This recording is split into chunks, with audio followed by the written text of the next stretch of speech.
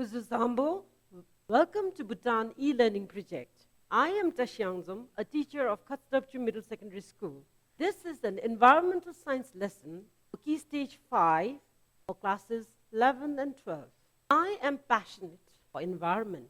I love nature, and I'm sure even you all are curious about the nature and how it works. So, to kickstart the lesson, let's think about what do the organisms need for growth? What do the organisms need for maintenance? What do they need to reproduce? What do they need to locomote? It's think time. Yes, we need energy as an organism to grow, to maintain, to reproduce, and to locomote. We need energy. To understand, let's think about this question. From where do the organisms get food? Where do we get our food from? Yes, you're correct. It's the plants. We get our food from the plants. Let's think. From where does all the energy come from? Let's think about it, all of us together. Yes, energy is transformed from plants to the other living organisms. And this is studied under the energy flow in the ecosystem. And this is our topic for the day, energy flow in the ecosystem. What are the expectations of the lesson?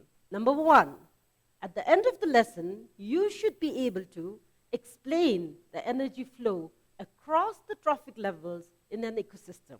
The second thing is, you should be able to explain the types of ecological pyramid, such as the number pyramid, the biomass pyramid, and the energy pyramid. Third expectation is you should be able to justify, despite the stigma on rotting, that the detritus food chains have important roles in the ecosystem. And the final thing, you should be able to relate energy flow and self-sustenance of an ecosystem. Let's talk about the energy flow in the environment. How does the energy flow in the environment? The main components of an ecosystem are, number one, energy. Number two, nutrients. And number three, organisms. These three main components are interlinked by nutrient recycling and the flow of energy from the sun. These happen through the organisms and it goes into the environment. So this is the energy flow in the environment. This is how it happens.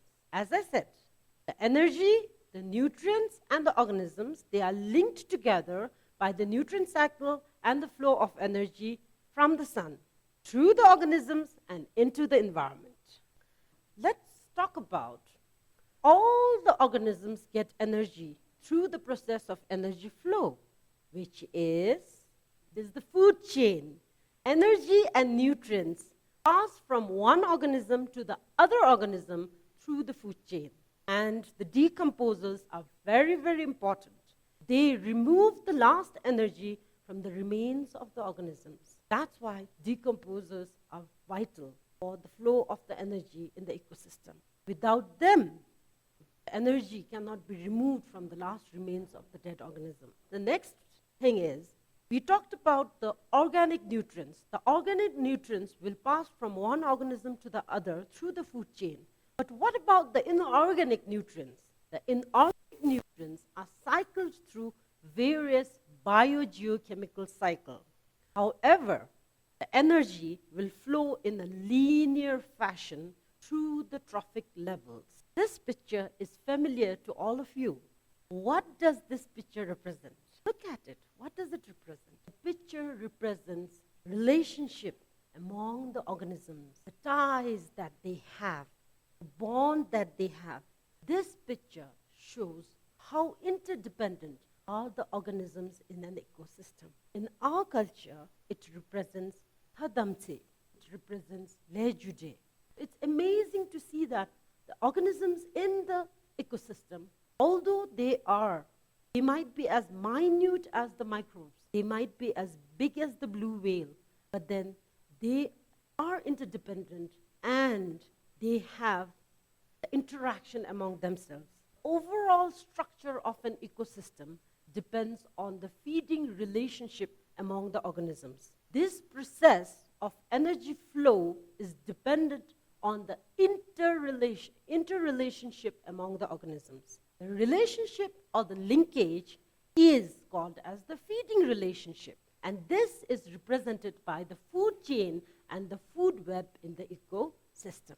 The solar energy, sun is the primary source of energy. The solar energy from the sun will enter the food chain through the plants, the autotrophs, and is passed to the other organisms in sequence depending on their feeding habits.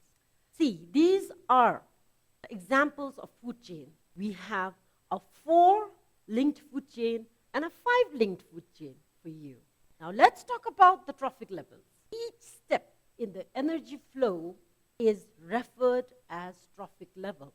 The major categories of trophic levels are, first one, the producer, the second one, the consumer, and the third one, decomposers. All ecosystems have the same 3 basic categories of trophic levels that interact in the similar way. The consumers are further categorized into different types on the basis of their feeding habits and their position in the food chain. For instance, herbivores, carnivores, and omnivores have different positions in the trophic level as shown here in the diagram. An ecosystem has 2 types of food chain, the grazing food chain and the detritus food chain. Grazing food chain always starts with green plants followed by various levels of consumers. What is the detritus food chain? The detritus food chain always starts with dead organic matters consumed by the decomposers. Detritus refers to dead plants, dead plant materials, such as the fallen leaves, the bark, the flowers, the fecal matters, and animal dead bodies. The organisms that feed on detritus or organic matter are called as decomposers. The difference between the grazing food chain and the detritus food chain. A grazing food chain starts with green plants followed by various levels of consumers. A detritus food chain always starts with dead organic matter consumed by the decomposers. Detritus refers to dead plant material. Now we are going to differentiate between detritivores and saprophytes. Detritivores, they obtain their nourishment by feeding on detritus, whereas on the other hand, the saprophytes, they feed on the detritus for their nourishment. Detritivores, the digestion occurs internally in them, whereas in the saprophytes, they digest the food externally by releasing the enzymes on the detritus and absorbs chemically digested food. Detritivores, they break down the organic matter, which are called as detritus, into smaller particles, which increases the surface area. And when they increase the surface area, what the saprophyte does is, it makes it easier for the saprophytes to feed on it. Examples of detritivores are earthworms, millipedes, fiddler, crabs, termites, ants, and wooden beetles. These are some of the examples of detritivores.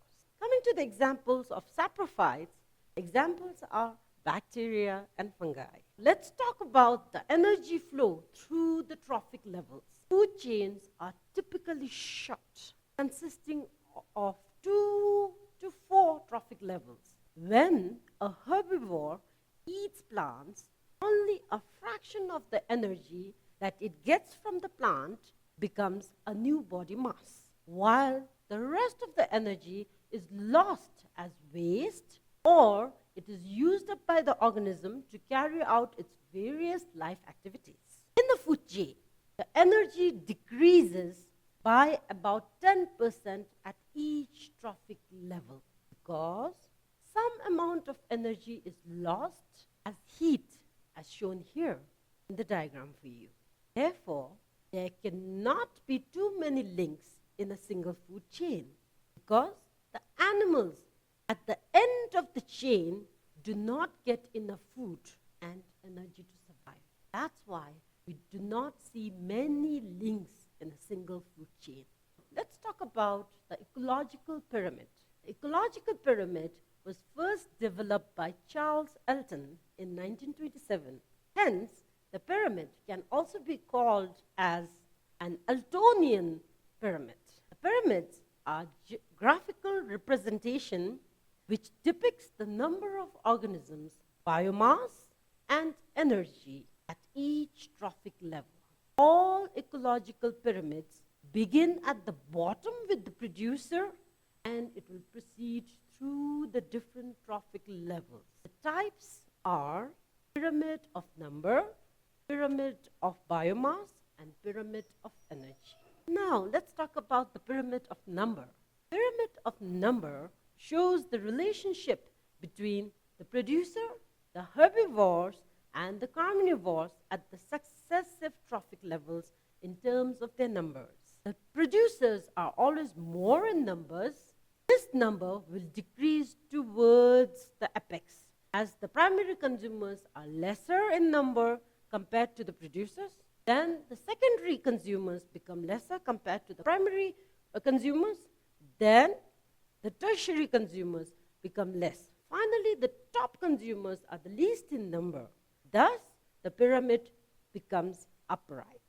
It's upright all the time. But on the other hand, it is interesting to know that the parasitic food chain is always inverted.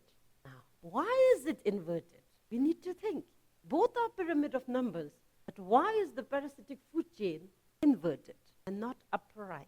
This is because it's a fact that a single plant may be able to support the growth of many organisms, and each organism is able to provide nutrition to several parasites, which supports many parasites. That's why the pyramid is inverted only in the parasitic food chain. Let's talk about the second pyramid. That's the pyramid of biomass. Pyramid of biomass is the graphical representation of the mass of living things present per unit area at different trophic levels, with the producers always at the base and the carnivores always at the apex. The pyramid of biomass can be upright in a forest ecosystem. It is always upright in the forest ecosystem. But on the other hand, in an aquatic ecosystem, the pyramid of biomass is inverted again. Why is the pyramid of biomass in an aquatic ecosystem inverted? It is because the smaller weight of producers are supporting the consumers of larger weight at each trophic level. The producers are smaller in weight, whereas the consumers become larger and larger in weight in each successive trophic level. That's why the pyramid of biomass is inverted. Let's talk about the third pyramid, ecological pyramid. It's the pyramid of energy. An energy pyramid is a model that graphically represents the energy flow in a community. The different levels in the energy pyramid represents different group of organisms present in the food chain at different levels. An energy pyramid shape shows decrease in the amount of useful chemical energy in the form of food at each level, as it is used by the organisms in that level themselves. During the flow of the energy from one organism to the other, there is a considerable loss of energy in the form of heat. At each trophic level, there is about 10% less energy available to put on the new biomass. Thus, the pyramid of energy is always upright. Now, it's summary time. So what did we learn today? Can you tell me what did we learn today? Yes, we discussed the energy flow across the trophic levels in an ecosystem. I agree. We described the types of ecological pyramid, the pyramid of number, the pyramid of biomass, and the pyramid of energy. Then we justified the importance of detritus food chain and their important roles in the ecosystem despite the stigma on rotting. Without them, we will not be able to extract the remains, the energy, the remains of the organisms. They are the ones who do it. Without them, the energy cannot be restored. Then, finally, we evaluated the energy flow and self-sustenance of an ecosystem. Now, let's explore, after having learned so much, let's explore. What is the significance of decomposers in the food chain? That's number 2. What type of food, plant, or animal products would you recommend for a farmer? Now, while you're recommending, what kind of food, what kind of plant, what kind of animal products are you going to recommend to a farmer? And why are you going to recommend them? That's the second exploration part. Now, the third task for you is, how do humans cause imbalance in a food web? What are the roles played by us? How do we cause imbalance in the food web? Finally, thank you for attending this lesson. I will see you all in the next lesson. Stay safe, wash your hands, be healthy and happy. Kadinche.